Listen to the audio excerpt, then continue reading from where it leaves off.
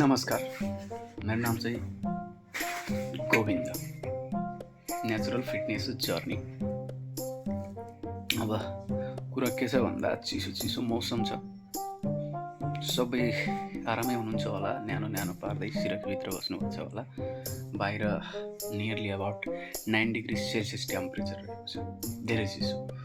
त्यही भएर दिउँसोदेखि काँप्ने ज्वरो आएर टाउको दुखेर शरीरका पार्ट दुखेर सुत्नै पनि गाह्रो भइरहेको अवस्था थियो।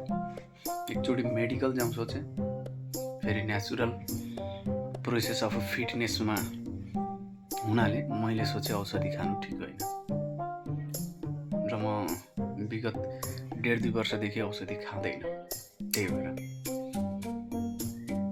अनि त्यही भएको कारणले गर्दा आधा घन्टा अगाडि ठ्याक्कै भैँसीको दुधमा टक्कसँग के भन्छ त्यो टर्मेरिक पाउडर हालेर बेसरी पकाएर खाएँ, थोरै ज्वरो ठिक भयो।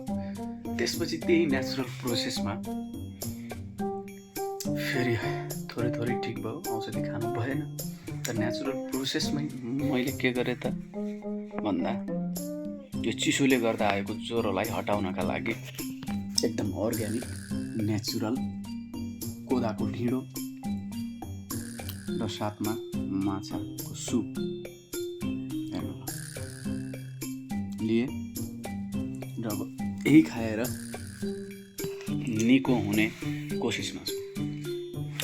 विश्वास नलाग्ला हेर्नु, चिसो फिल भएर 2-2टा टोपी लगाएर बसेको छु।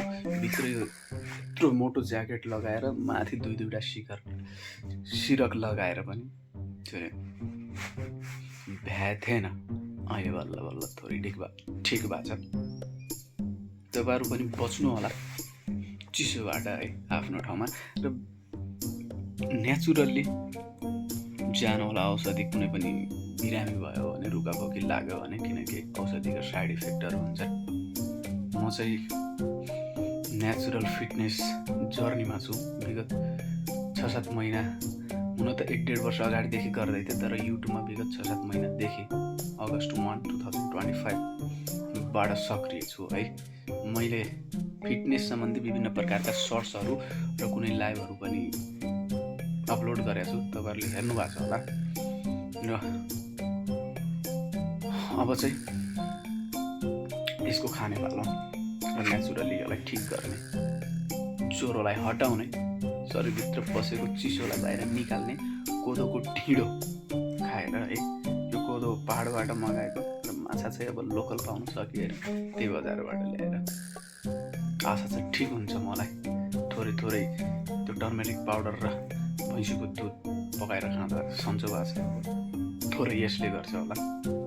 तपाईँहरू पनि एउटा कुरा के विचार गर्नु होला भन्दा यो चिसोमा रुगाखोकी जे पनि लागोस्, ज्वरो कुनै पनि बिरामी भयो भने सकेसम्म नेचुरल्ली जानु होला, किनकि औषधिका विभिन्न प्रकारका साइड इफेक्टहरू हुन्छन्। अब हेर्नुहोस्, काम गर्नु धेरै छ, कपीहरू चेक गर्नु छ है। इक्जाम, आज साइन्सको इक्जाम सकियो, कपीहरू चेक गर्नु छ। मैले अब बिरामी भएर ज्वरो आएर त्यसै बसेको छु, सकिएन। अब समयमा रिजल्ट दिन नसक्ने अवस्था